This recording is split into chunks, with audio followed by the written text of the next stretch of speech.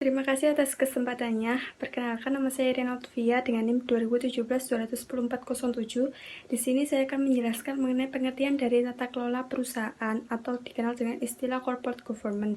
Nah, corporate government sendiri ini belum ada definisi baku yang disepakati oleh semua pihak. Namun, corporate government sendiri ini pertama kali dikemukakan oleh Cadbury Commit di Inggris pada tahun 1922 dalam laporannya yang dikenal dengan istilah Cadbury Report. Nah, menurut Cadbury Commit, corporate government adalah seperangkat peraturan yang mengatur mengenai hubungan antara pemegang saham, pengurus perusahaan, pihak kreditor, pemerintah, karyawan, dan pemegang kepentingan baik internal maupun eksternal yang berkaitan dengan hak atau kewajiban mereka. Dengan kata lain, yaitu suatu sistem yang mengarahkan dan mengendalikan perusahaan. Yang selanjutnya yaitu menurut IFC, mendefinisikan good corporate government adalah sebuah struktur dan proses dalam menentukan arah dan pengawasan terhadap perusahaan.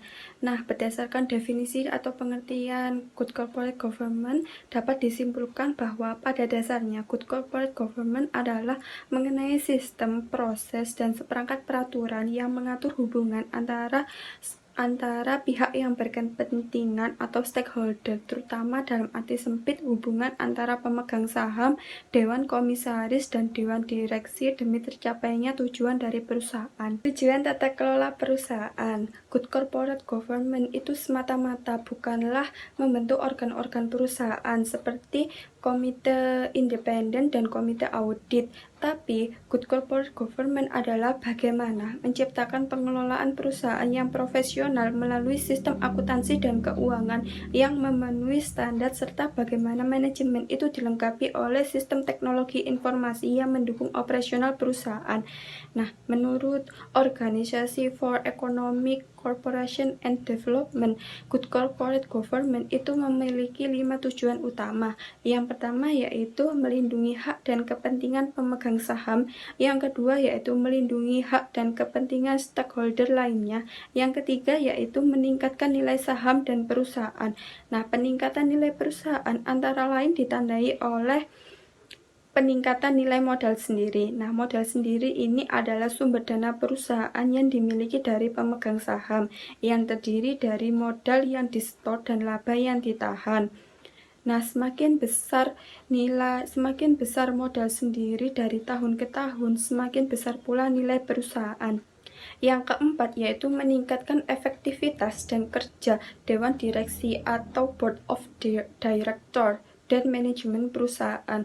Peningkatan efektivitas kerja dewan pengurus dan manajemen perusahaan itu merupakan tujuan lain dari good corporate government dalam perusahaan. Dengan good government, chairman dan para anggota board of directors secara kolektif maupun individual itu mempunyai pengetahuan yang dalam tentang bidang usaha perusahaannya. Dengan demikian, mereka itu dapat membimbing anggota manajemen dan perusahaan secara lebih efektif. Yang terakhir yaitu meningkatkan mutu hubungan board of director dengan manajemen senior perusahaan. Terima kasih. Terima kasih atas kesempatannya. Perkenalkan, nama saya Nagi Muharam dengan NIM 2017-210-411. Di sini saya akan melanjutkan presentasi dari rekan saya. Yang pertama yang akan saya jelaskan, poin pertama adalah manfaat penerapan tata kelola perusahaan. Ini ada 4 poin. Yang pertama yaitu adalah meningkatkan efisiensi operasional perusahaan serta lebih meningkatkan pelayanan kepada stakeholder. Yang kedua adalah mempermudah diperolehnya dana pembiayaan yang lebih murah sehingga dapat lebih meningkatkan corporate value-nya. Yang ketiga adalah mengembalikan kepercayaan investor untuk menanam modalnya di Indonesia. Yang keempat, yaitu pemegang saham akan merasa puas dengan kinerja perusahaan dan juga meningkatkan shareholder value dan dividennya juga. Selanjutnya, poin penjelasan saya yang kedua ini adalah mekanisme tata kelola perusahaan. Ini saya kutip menurut ilmuwan Walsh dan Seward pada tahun 1990. Terdapat 2 mekanisme menurutnya. untuk membantu menyamakan perbedaan kepentingan antara pemegang saham dan manajer dalam penerapan tata kelola perusahaan, yaitu yang pertama adalah mekanisme pengendalian internal dan yang kedua adalah mekanisme pengendalian eksternal. Yang pertama yaitu mekanisme pengendalian internal adalah pengendalian perusahaan yang dilakukan dengan membuat aturan yang mengatur tentang mekanisme bagi hasil, baik yang berupa keuntungan maupun juga risiko, yang disetujui oleh prinsipal dan agen tersebut. Mekanisme pengendalian internal ini untuk kepentingan jangka panjang antara lain pemegang saham dan manajer. Kontrak jangka panjang ini memberikan insentif pada manajer apabila nilai perusahaan pemegang saham ini meningkat dengan cara memberikan kepemilikan saham kepada manajer. Dengan ini, manajer termotivasi untuk meningkatkan nilai perusahaannya itu lebih baik lagi. Selanjutnya, mekanisme pengendalian eksternal. Ini poin yang kedua. Mekanisme pengendalian eksternal adalah pengendalian perusahaan yang dilakukan oleh pasar. Menurut teori pasar, untuk pengendalian perusahaan ini bisa dikatakan dengan kata lain market for corporate control. Pada saat diketahui bahwa manajer berperilaku menguntungkan dirinya sendiri, maka kinerja perusahaan akan menurun, yang direfleksikan oleh nilai saham perusahaan itu sendiri. Pada kondisi ini, manajer lain akan menggantikan manajer yang sedang memegang jabatan itu sendiri. Dengan demikian, bekerjanya market for corporate control bisa menghambat tindakan menguntungkan dari manajer dirinya sendiri. Sekian dari saya, akan dilanjutkan oleh rekan saya. Terima kasih. Assalamualaikum warahmatullahi wabarakatuh. Terima kasih atas kesempatannya. Perkenalkan, nama saya Lolita Devi Fatmawati, NIM 2017-210483. Selanjutnya saya akan menjelaskan mengenai unsur-unsur yang ada dalam tata kelola perusahaan. Setelah dijelaskan oleh rekan saya mengenai pengertian dari tata kelola perusahaan, ada 4 unsur dalam tata kelola perusahaan yang tidak dapat dipisahkan. Yang pertama ada commitment on governance, yang kedua ada governance structure, yang ketiga ada governance mechanism, dan yang keempat ada governance outcomes. Di sini pengertian dari commitment on governance adalah komitmen dari suatu perusahaan untuk menjalankan perusahaannya yang dalam hal ini berdasarkan dengan prinsip kehati-hatian dan juga berdasarkan pada peraturan perundangan yang berlaku. Kemudian yang kedua ada governance structure. Di sini adalah struktur kekuasaan yang ada dalam suatu perusahaan dipersyaratkan berdasarkan pada peraturan perundangan yang berlaku juga. Kemudian yang ketiga yaitu governance mechanism, adalah perusahaan melakukan pengaturan mengenai tugas, wewenang, dan tanggung jawab unit serta jabatan yang ada dalam suatu perusahaan dalam menjalankan bisnis dan operasional perusahaan. Dan yang terakhir ada governance outcomes. Ini merupakan hasil dari pelaksanaan dilakukannya tata kelola perusahaan, baik dari aspek hasil kinerja maupun cara-cara serta praktek-praktek yang dilakukan untuk dapat mencapai hasil kinerja tersebut. Sekian presentasi dari saya, selanjutnya akan dilanjutkan oleh rekan saya. Terima kasih. Terima kasih atas kesempatannya. Perkenalkan, nama saya Ingrid Wilujeng dengan NIM 2017-210529. Kita akan masuk pada sebuah baru, yaitu prinsip-prinsip tata kelola perusahaan. Tata kelola perusahaan, prinsip yang pertama adalah keterbukaan. Keterbukaan ini lebih tercermin pada laporan tahunan perusahaan yang dikeluarkan oleh perusahaan supaya memberi informasi kepada masyarakat umum atau karyawan-karyawan dalam perusahaan tentang kinerja perusahaan selama 1 tahun yang dilihat dari laporan keuangannya. Kita sebagai masyarakat awam juga bisa mengetahui laporan keuangan perusahaan-perusahaan besar seperti Telkom, Bank BCA itu ada di internet. Banyak sekali mereka mempublikasikan juga laporan keuangan mereka secara gamblang kepada masyarakat umum. Jadi kita mengetahui aliran dana dan bagaimana cara kinerja mereka dalam posisi keuangan mereka. Prinsip tata kelola perusahaan yang kedua adalah akuntabilitas. Akuntabilitas ini adalah kejelasan fungsi atau pelaksanaan pertanggungjawaban dalam sebuah perusahaan. Di sebuah perusahaan pasti akan ada struktur organisasi yang terdiri dari dewan direksi, manajemen menengah atas, sampai standar karyawan yang paling bawah. Itu disertai dengan fungsi-fungsi mereka tentang tanggung jawab mereka di perusahaan tersebut. Ini juga biasanya dilampirkan dalam laporan tahunan perusahaan.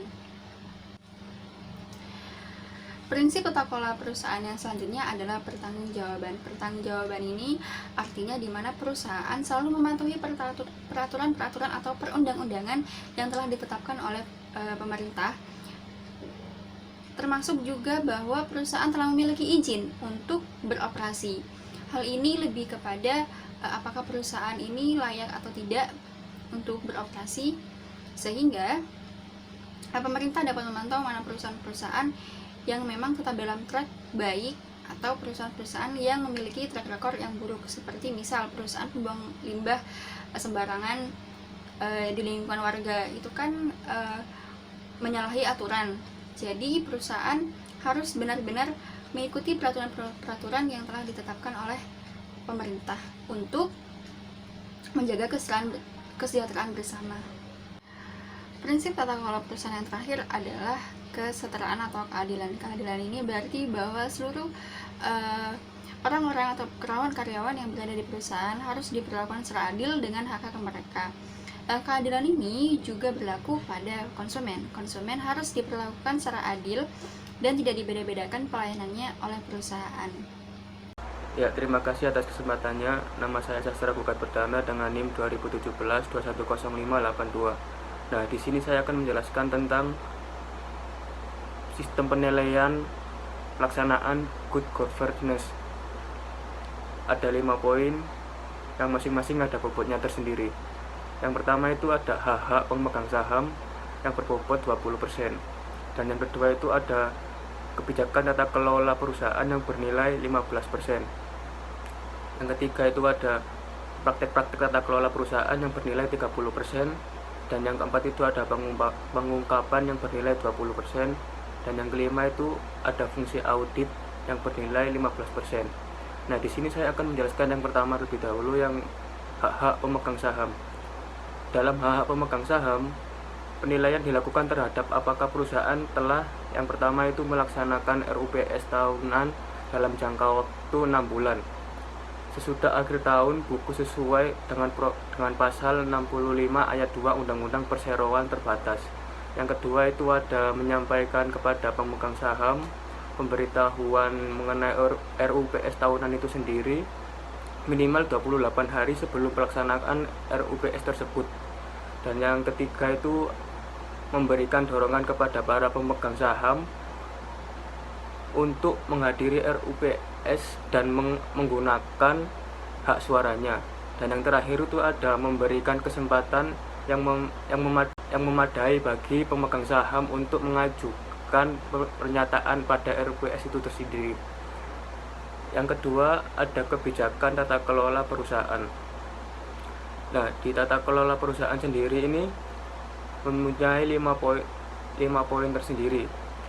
Nah, di mana bidang kebijakan good corporate governance ini perusahaan dapat menilai sendiri apakah pihaknya telah, yang pertama itu ada memiliki kode atau pedoman good corporate governance secara tertulis yang secara jelas menjabarkan hak-hak pemegang saham, tugas dan tanggung jawab direksi dan komisaris tersendiri. Dan yang selanjutnya itu ada menyediakan akses bagi masyarakat untuk mengetahui kebijakan perusahaan mengenai investasi. Yang ketiga itu ada menentukan organisasi atau orang yang bertanggung jawab perusahaan menaati kode etik good corporate governance. Yang keempat itu ada memiliki kode of conduct atau etik bagi karyawannya. Dan yang terakhir itu ada aturan perilaku tersebut dikomunikasikan dan diimplementasikan dengan baik. Dan lanjut ke penilaian ketiga, yaitu praktek-praktek good corporate governance yang berbobot 30%. Nah, di situ itu ada poin-poin penting juga dalam bidang praktek good corporate governance. Dapat diteliti apakah di dalam perusahaan itu, yang pertama, ada direksi, pertemuan berkala secara teratur dengan komisaris. Yang kedua itu ada rencana strategis dan rencana usaha yang memberikan arahan bagi direksi dan komisaris dalam mengandalkan tugas dan fungsinya itu sendiri. Yang ketiga ada direksi dan komisaris mendapatkan pelatihan atau mempunyai latar belakang yang memadai untuk menunjang pelaksanaan pekerjaannya.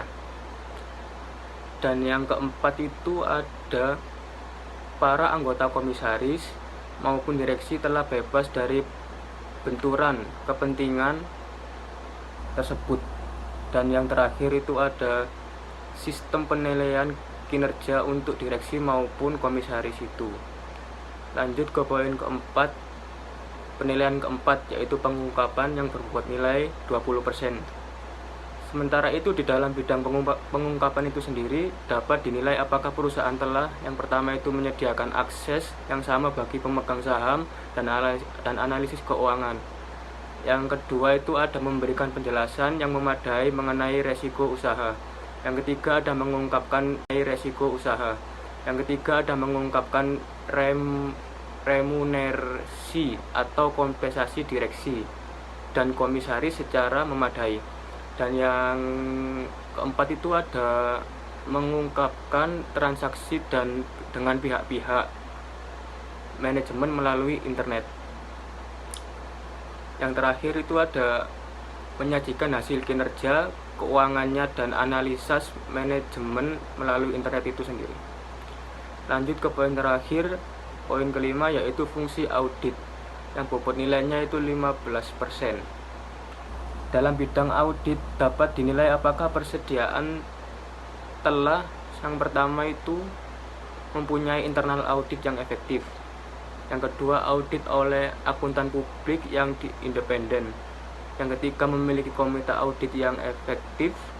Dan yang terakhir itu menciptakan komunikasi yang efektif antara internal audit, eksternal audit, dan komite audit.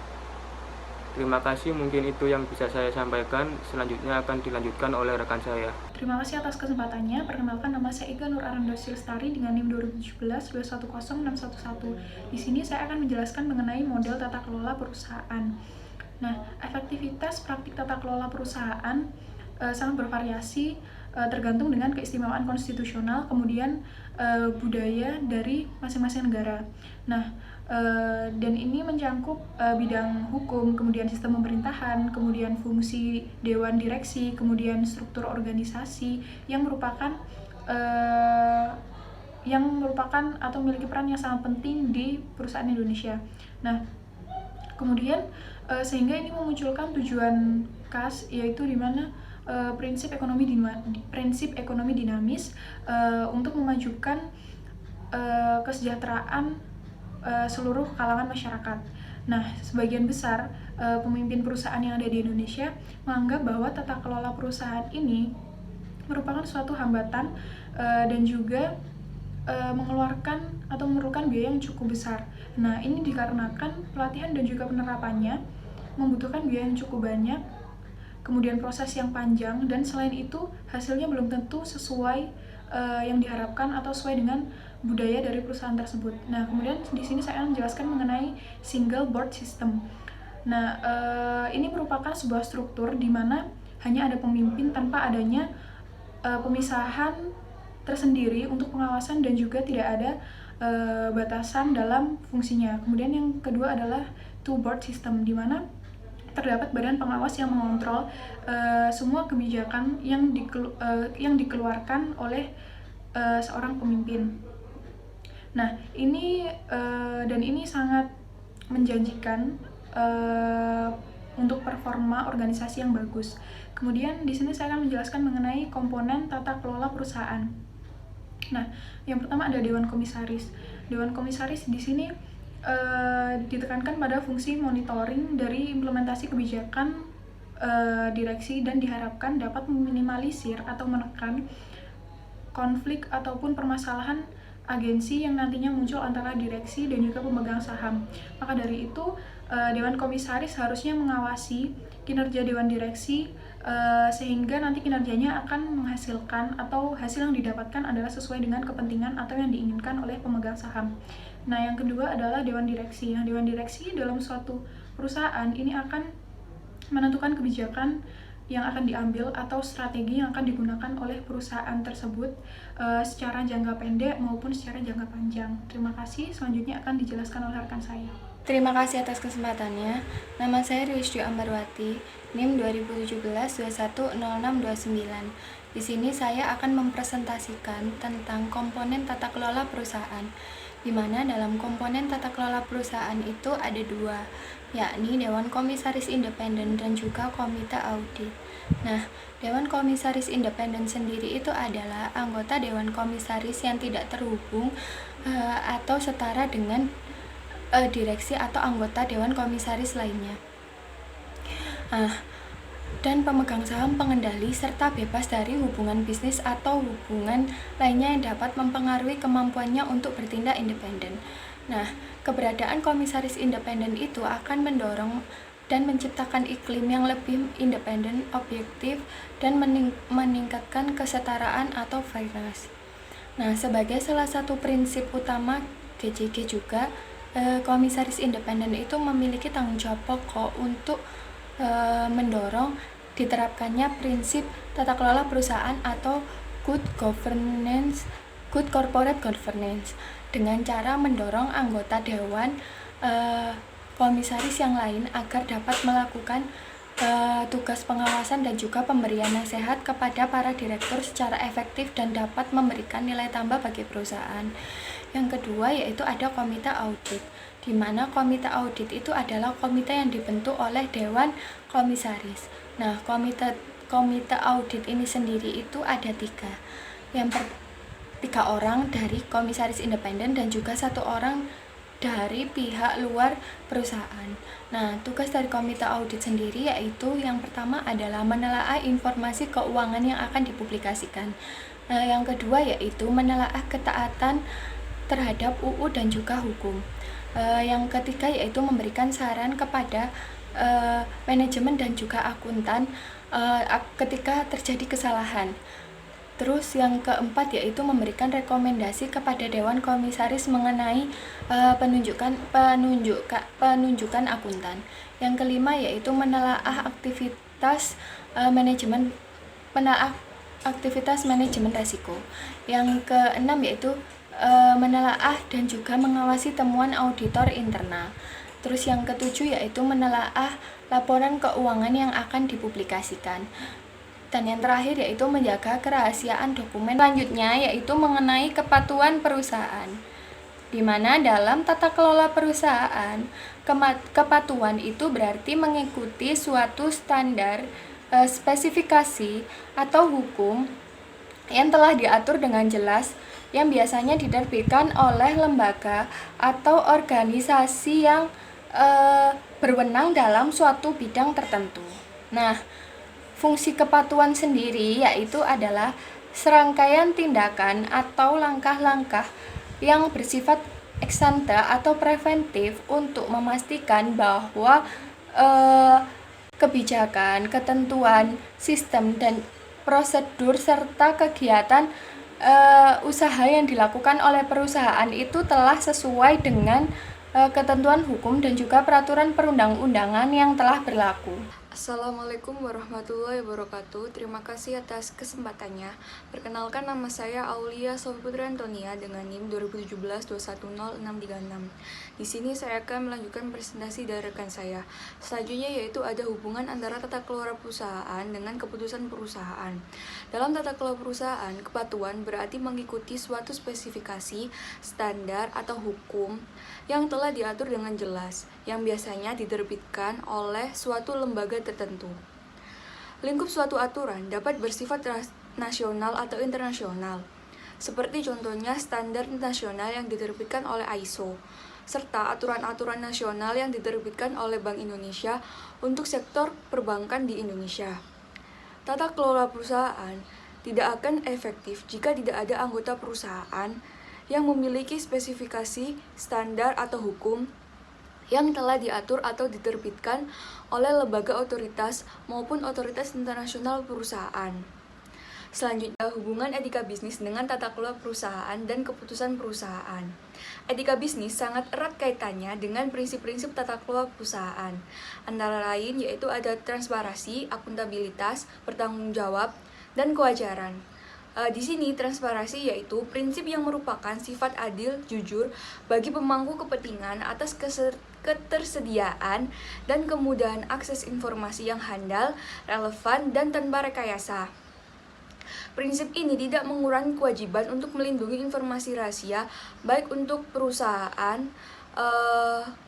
konsumen, atau mitra perusahaan. Selanjutnya yaitu ada akuntabilitas.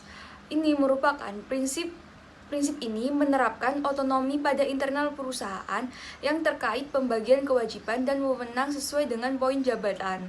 Akuntabilitas ini diperlukan oleh perusahaan sebagai salah satu solusi mengatasi masalah dengan konsekuensi yang logis dan perbedaan kepentingan individu.